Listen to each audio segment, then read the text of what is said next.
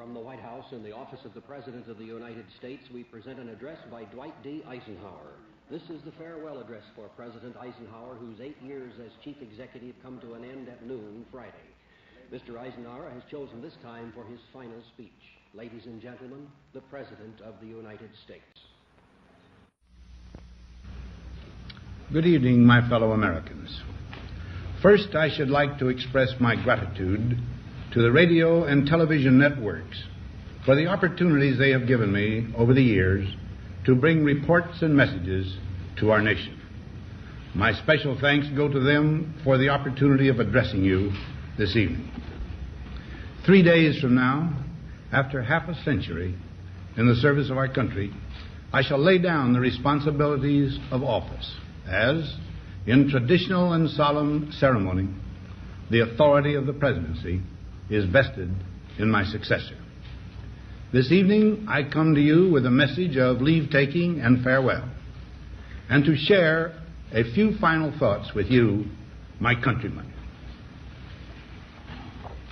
Like every other citizen, I wish the new president and all who will labor with him Godspeed. I pray that the coming years will be blessed with peace and prosperity for all. Our people expect their president and the Congress to find essential agreement on issues of great moment, the wise resolution of which will better shape the future of the nation. My own relations with the Congress, which began on a remote and tenuous basis when, long ago, a member of the Senate appointed me to West Point, have since ranged to the intimate during the war and immediate post-war period, and finally to the mutually interdependent during these past 8 years. In this final relationship, the Congress and the administration have, on most vital issues, cooperated well to serve the nation good rather than mere partisanship, and so have assured that the business of the nation should go forward. So my official relationship with the Congress ends in a feeling, on my part, of gratitude that we have been able to do so much together. We now stand 10 years past the midpoint of a century that has witnessed 4 major wars among great nations. 3 of these involved our own country. Despite these holocausts, America is today the strongest, the most influential, and most productive nation in the world. Understandably proud of this preeminence, we yet realize that America's leadership and prestige depend not merely upon our unmatched material progress, riches, and military strength, but on how we use our power in the interest of world peace and human betterment. Throughout America's adventure in free government, our basic purposes have been to keep the peace, to foster progress in human achievement, and to enhance liberty, dignity, and integrity among peoples and among nations. To strive for less would be unworthy of a free and religious people. Any failure traceable to arrogance or our lack of comprehension or readiness to sacrifice would inflict upon us grievous hurt, both at home and abroad. Progress toward these noble goals is persistently threatened by the conflict now engulfing the world. It commands our whole attention, absorbs our very beings. We face a hostile ideology, global in scope, atheistic in character, ruthless in purpose, and insidious in method. Unhappily, the danger it poses promises to be of indefinite duration.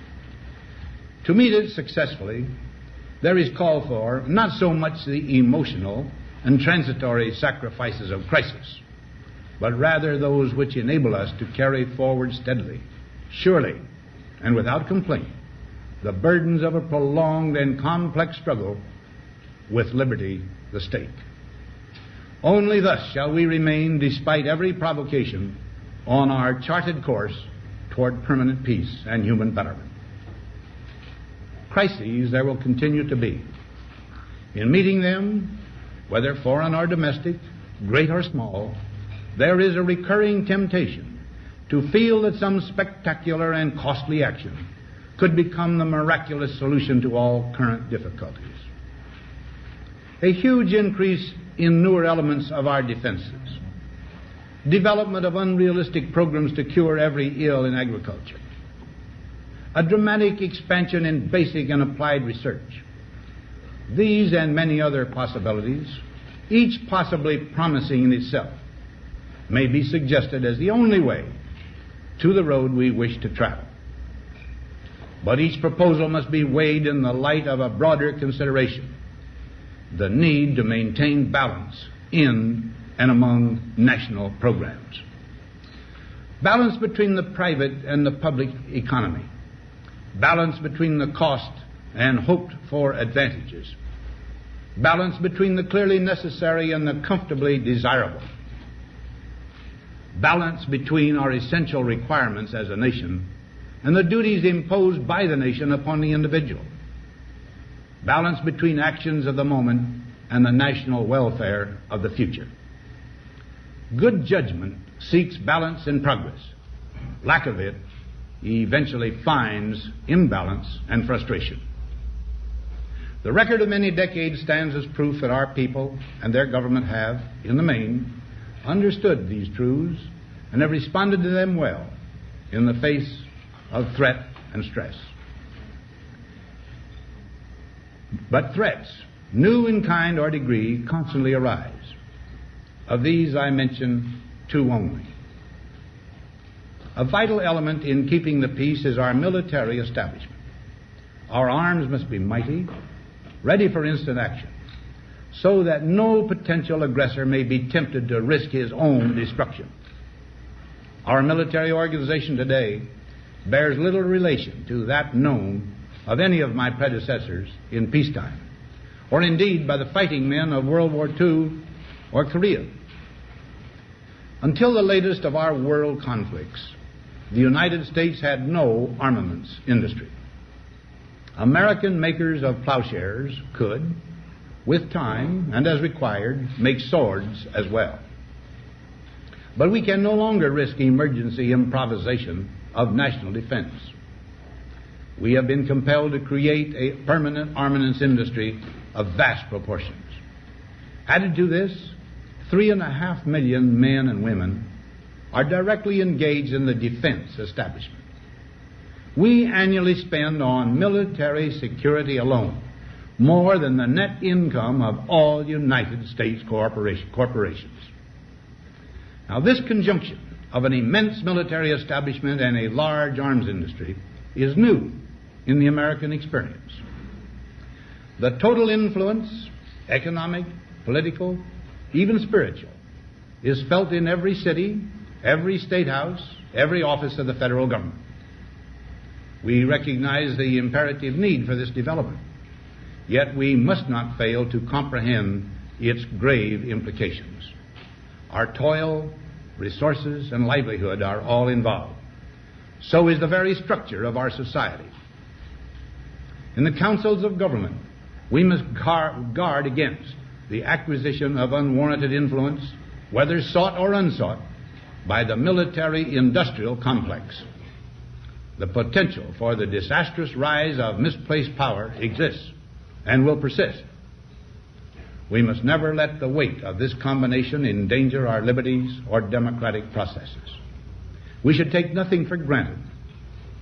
Only an alert and knowledgeable citizenry can compel the proper meshing of the huge industrial and military machinery of defense with our peaceful methods and goals, so that security and liberty may prosper together. Akin to and largely responsible for the sweeping changes in our industrial military posture has been the technological revolution during recent decades. In this revolution, research has become central. It also becomes more formalized, complex, and costly. A steadily increasing share is conducted for, by, or at the direction of the federal government. Today, the solitary inventor, tinkering in his shop, has been overshadowed by task forces of scientists. in laboratories and testing fields. In the same fashion, the free university, historically the fountainhead of free ideas and scientific discovery, has experienced a revolution in the conduct of research. Partly because of the huge costs involved, a government contract becomes virtually a substitute for intellectual curiosity. For every old blackboard, there are now hundreds of new electronic computers. The prospect of domination of the nation's scholars by federal employment, project allocations, and the power of money is ever present and is gravely to be regarded. Yet in holding scientific research and discovery in respect, as we should, we must also be alert to the equal and opposite danger that public policy could itself become the captive of a scientific, technological elite. It is the task of statesmanship to mold, to balance, and to integrate these and other forces, new and old, within the principles of our democratic system, ever aiming toward the supreme goals of our free society. Another factor in maintaining balance involves the element of time. As we peer into society's future, we, you and I, and our government must avoid the impulse to live only for today, plundering for our own ease and convenience the precious resources of tomorrow. We cannot mortgage the material assets of our grandchildren without risking the loss also of their political and spiritual heritage. We want democracy to survive for all generations to come, not to become the insolvent phantom of tomorrow. During the long lane of the history yet to be written, America knows that this world of ours, ever growing smaller, must avoid becoming a community of dreadful fear and hate, and be instead a proud confederation of mutual trust and respect. Such a confederation must be one of equals. The weakest must come to the conference table with the same confidence as do we, protected as we are by our moral, economic, and military strength. That table, though scarred by many past frustrations, cannot be abandoned for the certainty agony of disarmament of the battlefield. Disarmament with mutual honor and confidence is a continuing imperative. Together we must learn how to compose differences, not with arms, but with intellect and decent purpose. Because this need is so sharp and apparent, I confess that I lay down my official responsibilities in this field with a definite sense of disappointment. As one who has witnessed the horror and the lingering sadness of war, as one who knows that another war could utterly destroy this civilization which has been so slowly and painfully built over thousands of years, I wish I could say tonight that a lasting peace is in sight. Happily, I can say that war has been avoided. Steady progress toward our ultimate goal has been made, but so much remains to be done. As a private citizen, I shall never cease to do what little I can to help the world advance along that road. So in this, my last good night to you as your president, I thank you for the many opportunities you have given me for public service in war and in peace. I trust in that service, you find some things worthy. As for the rest of it, I know you will find ways to improve performance in the future. You and I, my fellow citizens, need to be strong in our faith that all nations under God will reach the goal of peace with justice. May we be ever unswerving in devotion to principle, confident but humble with power, diligent in pursuit of the nation's great goals. To all the peoples of the world, I once more give expression to America's prayerful and continuing aspiration. We pray that peoples of all faiths, all races, all nations may have their great human needs satisfied, that those now denied opportunity shall come to enjoy it to the full, that all who yearn for freedom may experience its spiritual blessings. Those who have freedom will understand also its heavy responsibility, that all who are insensitive to the needs of others will learn charity, and that the sources, scourges of poverty, disease, and ignorance will be made disappear from the earth, and that in the goodness of time all peoples will come to live together in a peace guaranteed by the binding force of mutual respect and love. Now, on Friday noon, I am to become a private citizen. I am proud to do so. I look forward to it. Thank you, and good night.